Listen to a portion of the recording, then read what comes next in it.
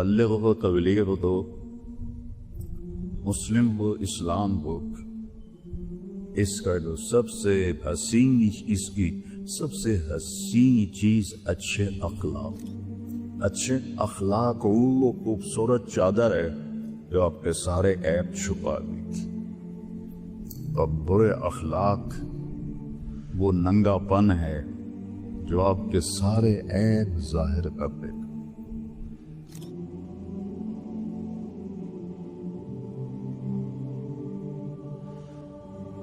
مجھے ایک واقعہ یاد آ گیا بہت پرانا۔ اللہ نے ہمیں ہر طبقے میں کام کرنے کی توفیق دی، کوئی طبقہ ایسا نہیں چھوڑا کہ جس پر مسلم کا نام آتا ہو اور ہم نے اس میں کام نہ کیا۔ تو اس میں پہلوان بھی آتے ہیں،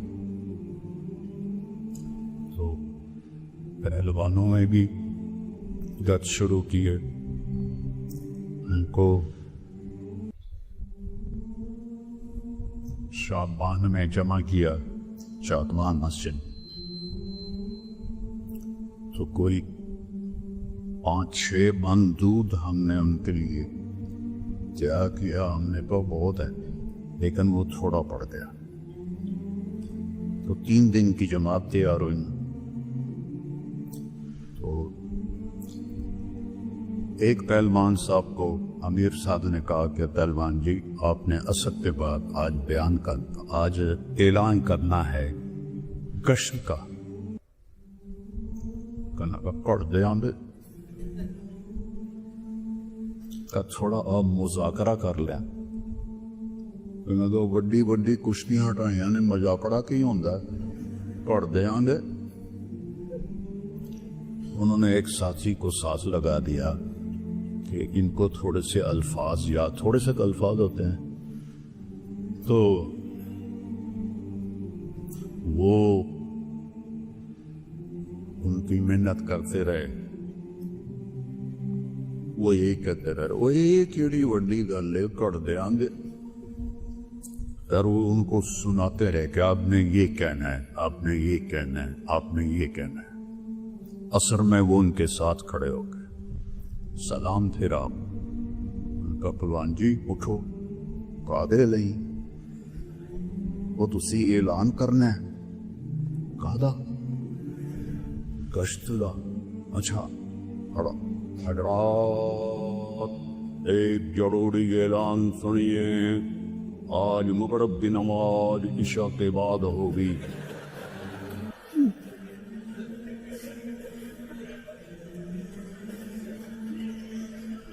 تو بیٹا ہم نے امت کا کوئی طبقہ نہیں چھوڑا، طوائفوں میں بھی گیا ہوں،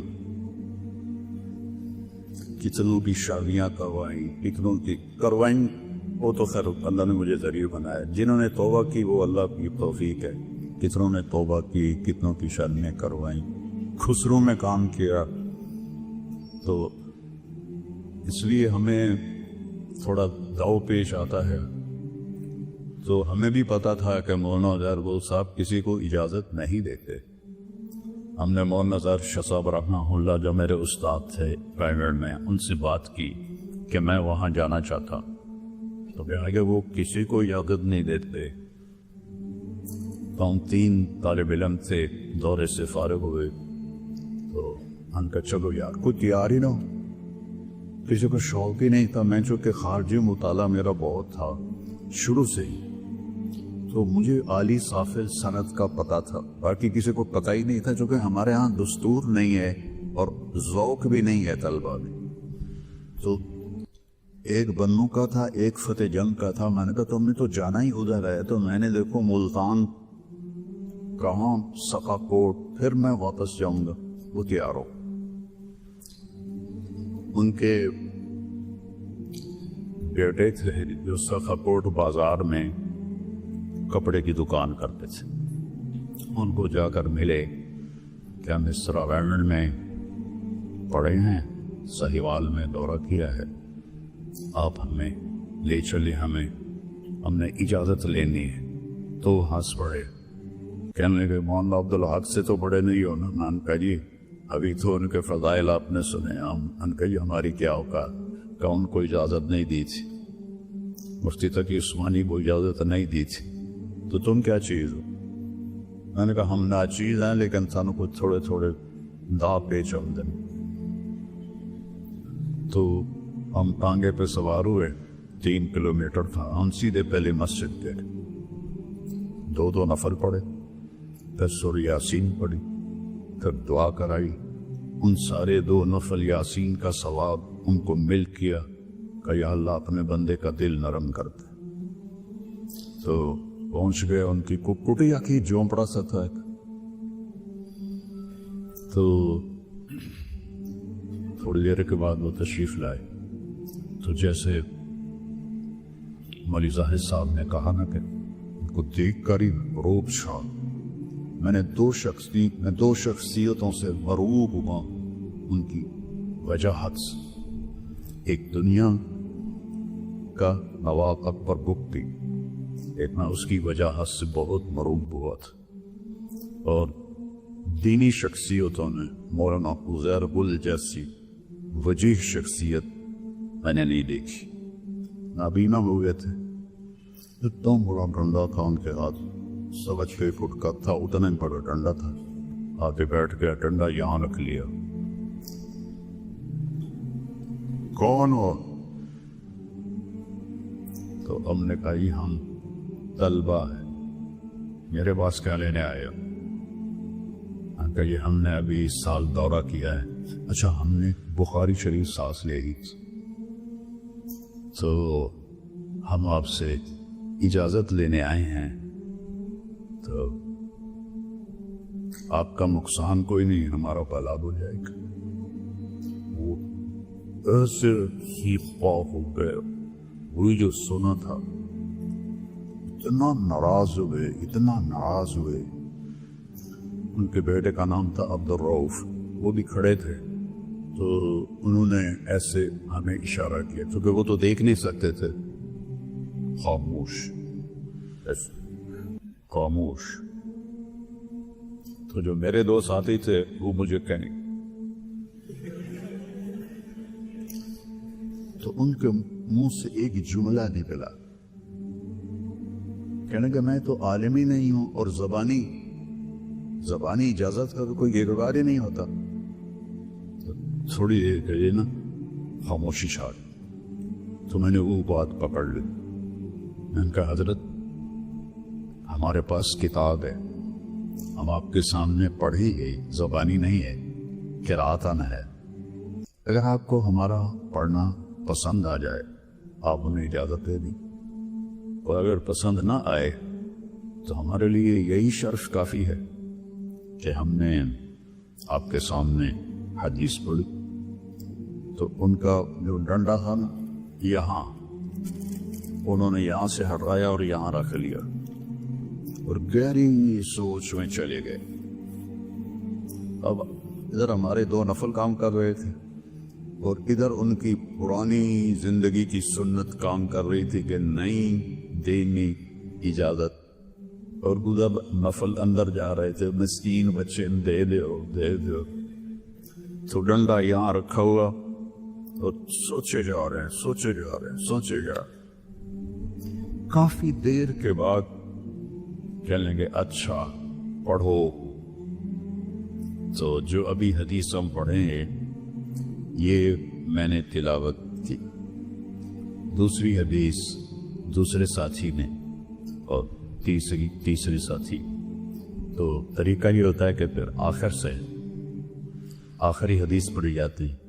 तो मैंने किताब लेकर ऐसे वर्क उल्टाए तो उनको वर्क उलटने की आवाज़ आई।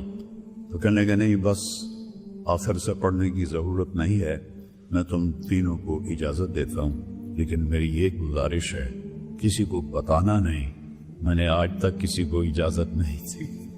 तो फिर उनकी वफ़ात के बाद मैंने ऐसे कहना शुरू किया। तो अल्लाह ताला अरबों में ये बहुत रिवाज से वो उनमें सनद हदीस के ये सफ़र भी करते हैं, جابر بن عبداللہ رضی اللہ عنہ اونٹ پہ سوار ہوئے، 1 مہینہ سفر کرتے کرتے مصر پہنچے۔ حضرت عقبہ بن عامر رضی اللہ عنہ کبھی اصحاب صفہ میں تھے، اس وقت مصر کے گورنر نیچے دستک دی، انہوں نے اوپر سے کھڑکی کھولی، کون؟ کہ میں جابر ہوں۔ کہ اوپر آ جاؤ۔ کہ نہیں، نہ تم نیچے آؤ نہ میں اوپر آتا ہوں، وہ حدیث سناؤ جو تم نے اللہ کے نبی سے براہ راست سنی ہے مسلمان کی ستر پوشی کے بارے میں۔ کہاں؟ قال النبی سمعت رسول اللہ صلی اللہ علیہ وسلم قال من ستر مسلما سترہ اللہ۔ کہ بس السلام علیکم۔ پھر 1 مہینہ پورا سفر واپس کیا۔ ایک حدیث کی آپ کے سامنے ہزاروں حدیثیں صحیح ستہ کی شکل میں پڑھی جائیں گی، تو آپ لوگ ہم لوگ کتنے خوش قسمت ہیں کہ ہمیں اتنا اللہ نے موقع دے دیا۔ وہاں تو ایک حدیث کے لیے کتنے لمبے لمبے سفر کرنے پڑتے تھے۔ تو ایک دفعہ میں مسجد نبوی میں، چونکہ لوگ اب میں مشہور ہو گیا ہوں تو پھر مسافر ہوتے ہیں، تو جب لوگ اکٹھے ہوتے ہیں تو پولیس آ کے مجھے پکڑ لیتی ہے۔ ہر دفعہ ماشاءاللہ پولیس پکڑتی ہے مجھے، تو جان چھڑانی مشکل ہو جاتی۔ تو میں ایسے ایک کرسی کے پیچھے چھپ کے بیٹھا ہوا تھا، 3 نوجوان وہاں کی جو جامعہ مدینہ ہے وہاں کے، وہ میرے پاس آ گئے، کہنے لگے نستجیزک فی الحدیث، ہم آپ سے حدیث کی سند کی اجازت چاہتے ہیں۔ میں نے کہا او تعرفوننی، مجھے جانتے ہو؟ کہنے لگے لا۔ میں نے کہا فکیف تستجیزوننی وانتم لا تعرفوننی؟ کہنے لگے میری سیما کا، تیرے چہرے سے ہمیں اندازہ ہوا ہے۔ تو میں نے کہا جزاکم اللہ خیر، تو میں نے اپنی سند لکھائی۔ کہنے لگے وقع دستخط۔ میں نے کہا قبل التوقیر اسألکم سؤال۔ کہنے لگے عدل لو ظالم۔ ایک تھا مصری، ایک اردنی، ایک اماراتی، اسی ترتیب سے بیٹھے ہوئے تھے۔ میں نے کہا ما حسن العلم، علم کا حسن کیا؟ تو مصری نے کہا کہ التقوی۔ میں نے کہا نہیں۔ اردو نے کہا الزہد۔ میں نے کہا نہیں۔ اماراتی نے کہا الافلاس۔ میں نے کہا نہیں۔ چلنے گئے فما ہوا۔ میں نے کہا دیکھو، جو لفظ حسن ہے اس کا تقاضا ہے کہ چیز نظر آئے۔ جب ایک چیز نظر ہی میں نہیں آ رہی، التقوی ہا ہونا، تقوی تو اندر ہے، زہد بھی اندر ہے، اخلاص بھی اندر ہے، تو کیسے پتا چلے گا؟ اس چیز پر بولا جاتا ہے جو نظر آ رہی، ہنسی ہی جب وہ نظر ہی نہیں آئی تو ہم اس کو ہنسی بھی کیسے کر سکتے؟ لہذا ایسی صفت چاہیے جو نظر آئے۔ کہنے کے وہ کیا ہے؟ میں نے کہا حسن العلم والعالم، حسن الاخلاق۔ عالم ہو، علم ہو، مبلغ ہو، تبلیغ دو، مسلم ہو، اسلام ہو، اس کا جو سب سے حسین، اس کی سب سے حسین چیز اچھے اخلاق۔ اچھے اخلاق وہ خوبصورت چادر ہے جو آپ کے سارے عیب چھپا دی تھی، اور برے اخلاق وہ ننگا پن ہے جو آپ کے سارے عیب ظاہر کر دے گا.